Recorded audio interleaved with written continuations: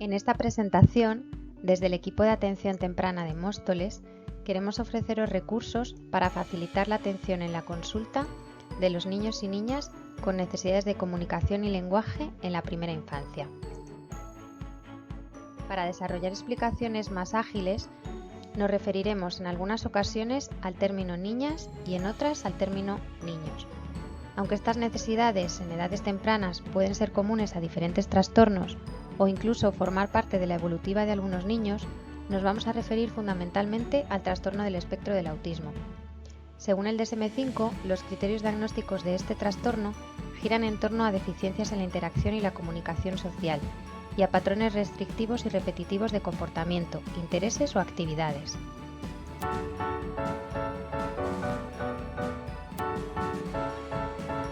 Los contenidos que vamos a abordar son los siguientes.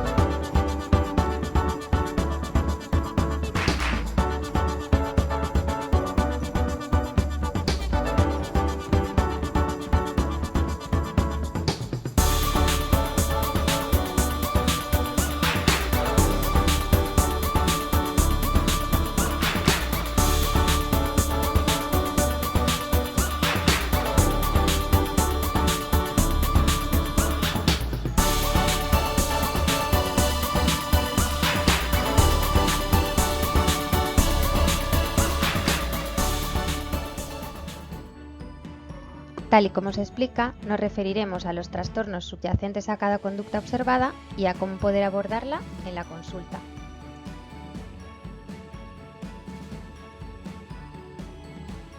Para facilitar la organización de los contenidos, nos vamos a referir a tres grandes bloques: deficiencias en la interacción social, dificultades de comunicación y lenguaje y, por último, alteraciones del comportamiento.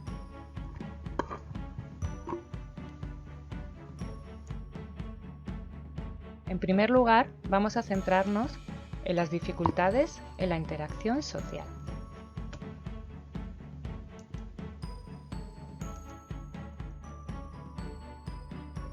Las dificultades en la interacción social pueden deberse fundamentalmente a deficiencias para comprender y utilizar la comunicación no verbal, como el uso de la mirada, la expresión facial, los gestos, el lenguaje corporal, y a necesidades en relación a la reciprocidad socioemocional. En las niñas con autismo es necesario trabajar de forma explícita los estados mentales, las emociones de los demás, las normas inherentes al mundo social y otras características similares que forman parte de este bloque de interacción social. Dentro de las conductas que podemos observar, nos referiremos a la ausencia de contacto ocular, a la independencia y menor sensibilidad al refuerzo social, a la falta de respuesta al nombre y a las dificultades en la imitación de las conductas de los demás. Abordaremos en cada una de estas conductas las estrategias a poner en marcha en la consulta para compensarlas y facilitar, por tanto, la exploración o revisión del niño.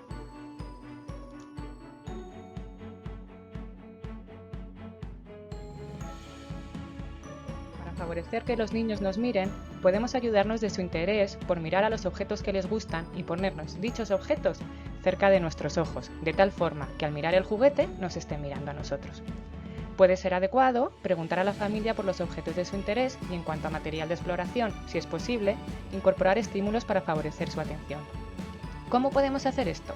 Pues una posibilidad sería añadir al instrumental médico esos estímulos como luces, colores.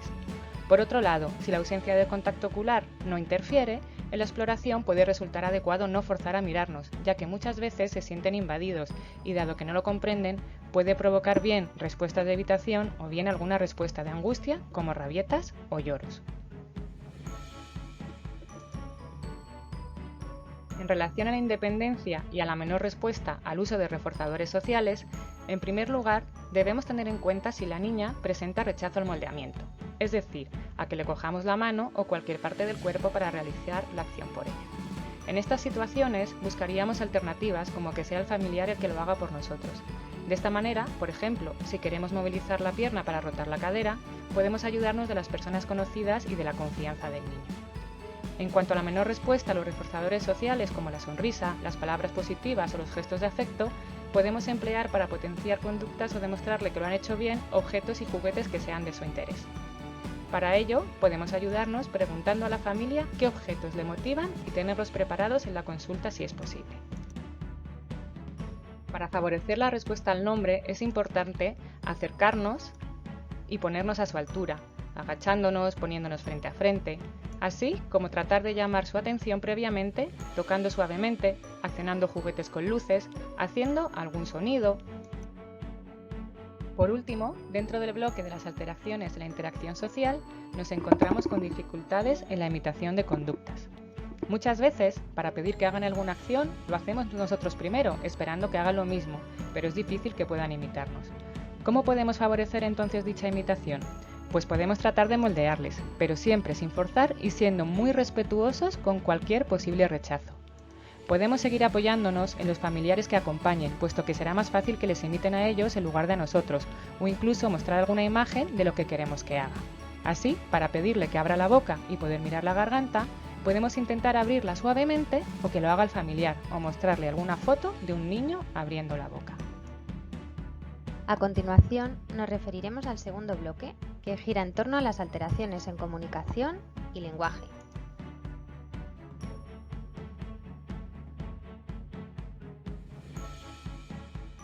Dificultades en la comunicación verbal, uso estereotipado del lenguaje, comprensión literal y rigidez.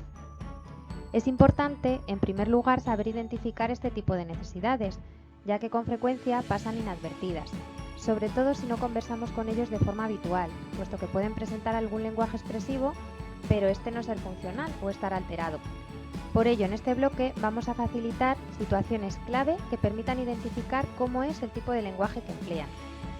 Dentro de los aspectos sobre los que nos vamos a centrar, nos referiremos a la comprensión del contexto, pero no del lenguaje, a la presencia de ecolalias, de un lenguaje peculiar, un discurso incoherente y a la ausencia de lenguaje. Al igual que en el anterior bloque, abordaremos en cada una de estas conductas las estrategias a poner en marcha en la consulta para compensarlas y facilitar, por tanto, la exploración o revisión del niño. ¿Cómo podemos valorar si el lenguaje es peculiar o existen ecolalias? En primer lugar, nos tenemos que fijar si el lenguaje se reduce solo a nombrar objetos y acciones o si es capaz de responder a nuestras preguntas. ¿Cómo podemos comprobarlo? Podemos mostrarle fotos con el móvil del familiar y nombrarlas con él. ¡Mira, es papá! Y aprovechar ese momento para hacerle preguntas sencillas.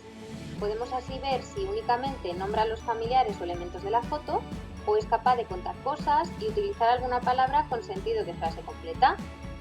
Como en el ejemplo, el niño comenzará a nombrar sin esperar nuestra pregunta. Podremos oírle decir: papá, mamá, casa. En definitiva, nombrar personas y acciones de las cuales conoce el nombre.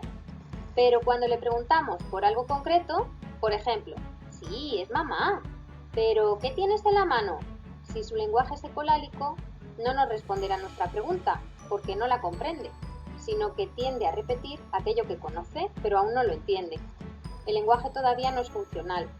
Puede ser capaz de nombrar la palabra casa cuando la ve, pero no de identificarla cuando se lo pedimos. También aquí nos puede llamar la atención que ha empezado a hablar antes que a comprender. En segundo lugar, para ver si es capaz de mantener una conversación o solo habla de lo que quiere, podemos seguir con preguntas clave y proponerle nosotros temas de conversación, en lugar de contestar a lo que él dice. Así podremos comprobar si contesta nuestras preguntas, ya que con frecuencia lo que tendemos a hacer es a contestar nosotros a lo que él dice y no al revés. Por ejemplo, si el niño dice: papá trabajando, adiós, adiós, podemos preguntarle: ¿pero te quieres ir a casa? O si nombra coche rojo, intentar conversar acerca de aquello que le gusta. ¿Te gusta el coche? ¿Sí o no? Y comprobar si nos contesta o sigue con la retahíla que tiene aprendida. ¿Cómo podemos abordar estas situaciones? En cualquiera de las cuatro será importante reconducir la conversación en primera persona, centrar a la niña y recordarle el tema sobre el que estamos hablando. En el ejemplo anterior sobre el coche, le diríamos: sí, el coche es rojo, pero ¿qué tienes en la mano? Y si no contesta, le diríamos: tengo un coche en la mano, un coche rojo. ¿Cómo podemos valorar la comprensión? Nos fijaremos en si sigue nuestras indicaciones. Por ejemplo, tócate la nariz, agáchate. Es necesario ser conscientes de que los niños a veces no siguen nuestras indicaciones por falta de comprensión y, como hemos visto antes, de imitación, pero no porque no quieran hacerlo o desobedezcan.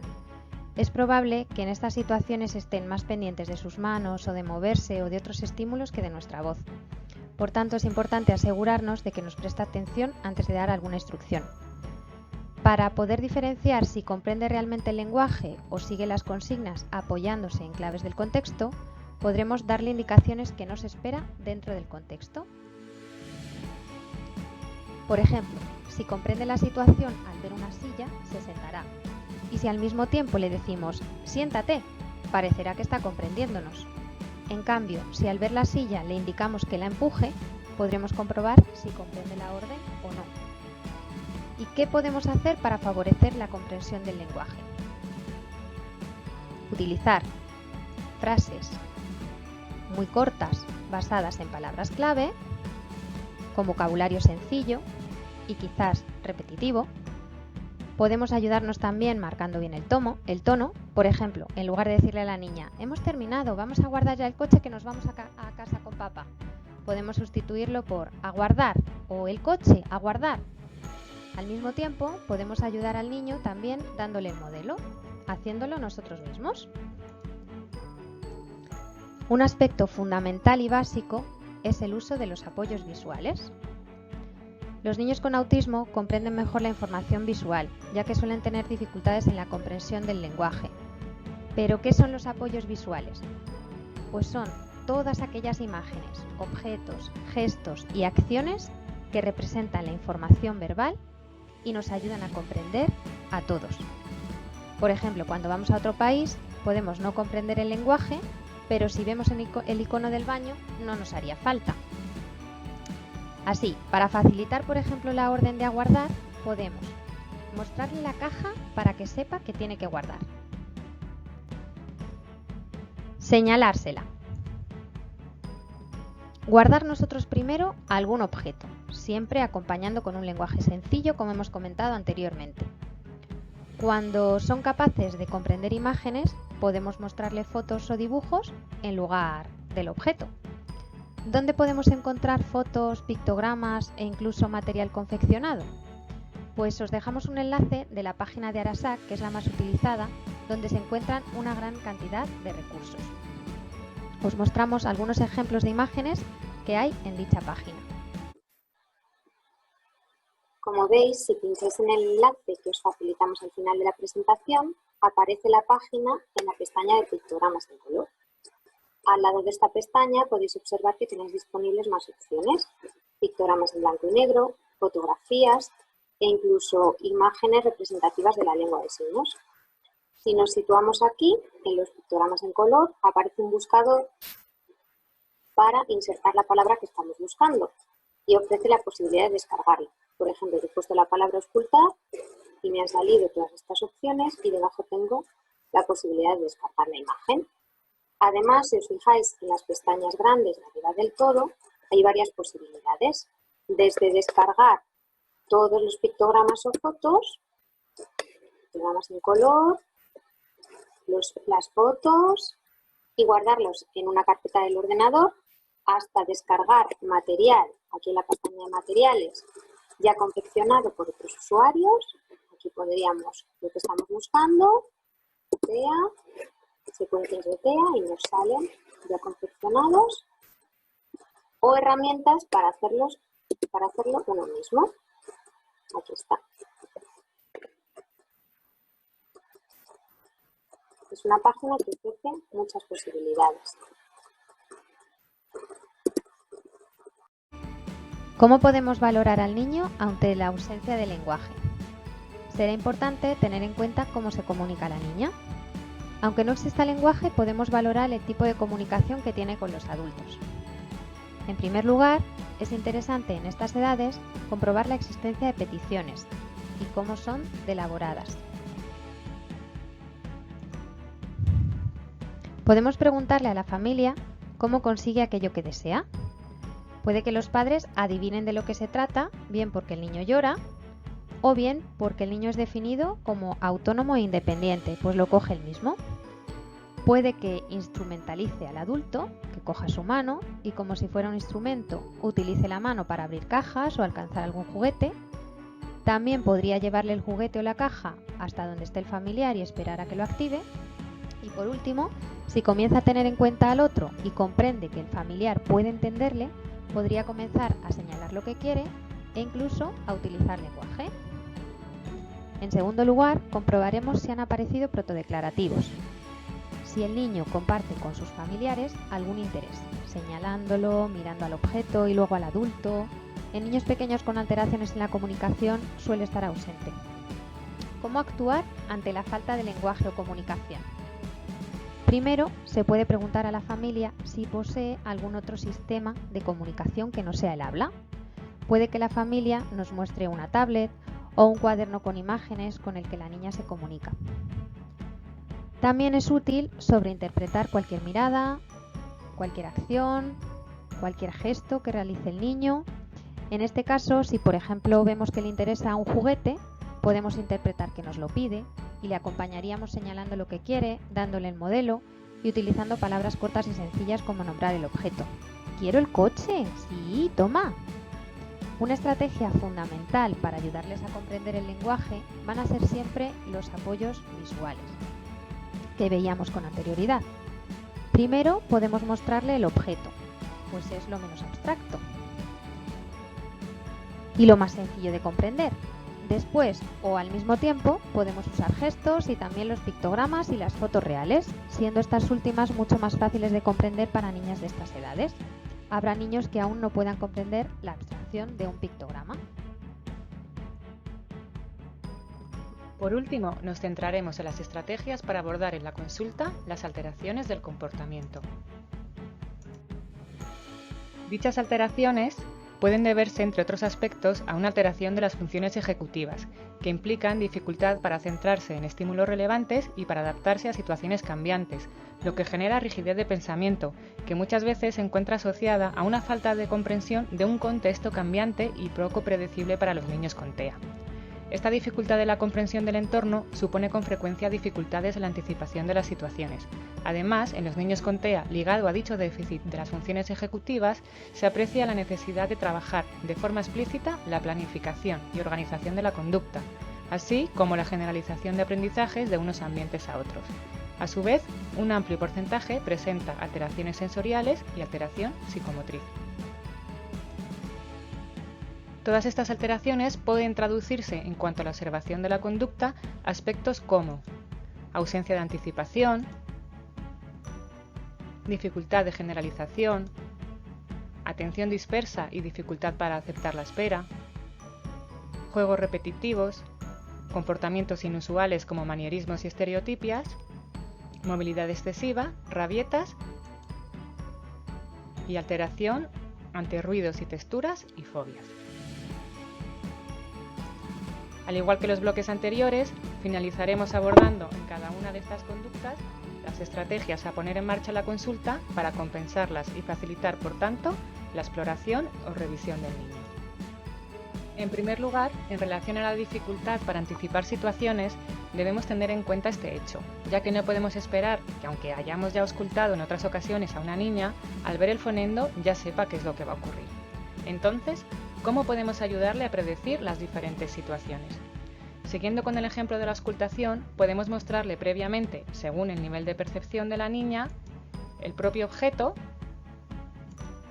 o fotos reales de dibujos del instrumental, así como darle el modelo de lo que vamos a hacer, bien con el familiar o bien con algún muñeco. En esta línea os facilitamos el enlace del programa de Te Ayudamos del Hospital de Fuenlabrada. Ellos tienen adaptado al hospital y a través de sus páginas podéis encontrar fotografías y secuencias de diferentes espacios médicos, de pruebas y exploraciones, y que tanto la familia como vosotros podéis descargar para poder anticipar con anterioridad cada prueba antes de acudir a la consulta o durante la misma.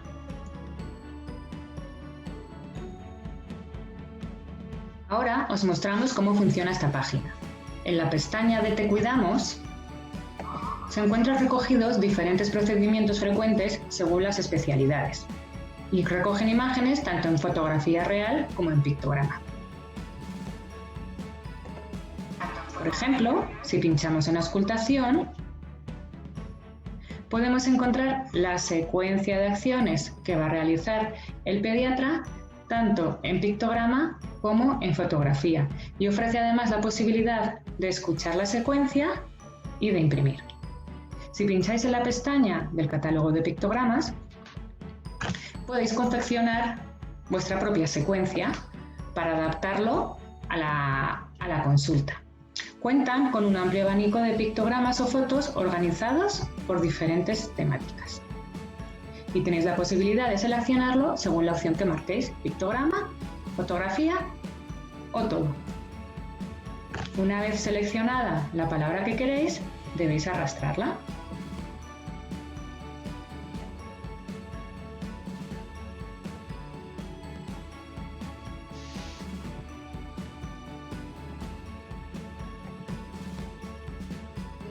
Y cuando hayáis elaborado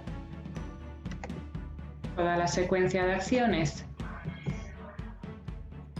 que se va a realizar en la consulta, se ofrece la posibilidad de imprimirlo y de guardarlo en el ordenador. Pensamos, por tanto, que esta página puede resultar de gran utilidad en la consulta. Os ofrece además diferentes recursos en el que explican qué funciona el programa, el protocolo que tienen elaborado para tratar a los niños TEA en el hospital, así como indicadores para favorecer la detección del trastorno del espectro del autismo.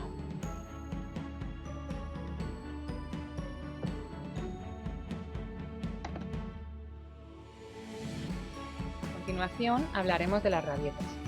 Cuando un niño presenta una rabieta persistente y con difícil consuelo, debemos pensar que puede deberse a una falta de comprensión del contexto, por lo que nuevamente será preciso anticipar situaciones o dar el modelo. También puede estar asociada a alguna alteración sensorial y que hay algún estímulo del cual nosotros no somos conscientes, pero que resulta extremadamente desagradable para el niño. Por ello, será fundamental realizar una recogida previa de información con la familia, para tener en cuenta el patrón sensorial del niño y evitar, si es posible, estímulos que le puedan ocasionar malestar. Será importante, pues, planificar la consulta teniendo en cuenta dicho patrón sensorial y buscar alternativas de objetos más agradables para la exploración.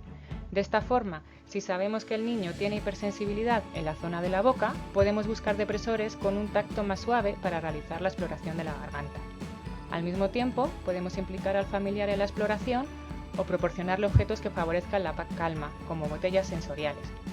Favorecerá a su vez que el niño acepte la situación si intentamos no variar el ambiente con respecto a anteriores valoraciones.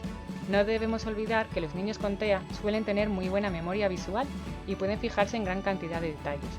Encontrarse un entorno conocido y predecible le otorgará seguridad y por tanto disminuirá la posibilidad de que aparezcan rabietas.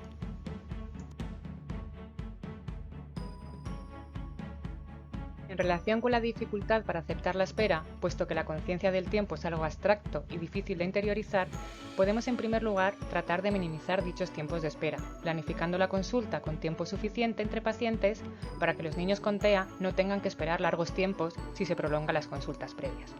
Por otro lado, cuando no sea posible evitar dicha espera, podemos anticipar la misma mediante marcadores visuales, un reloj por ejemplo, y organizar la consulta y la sala de espera con apoyos visuales y pocos elementos para evitar la distracción y la desorganización.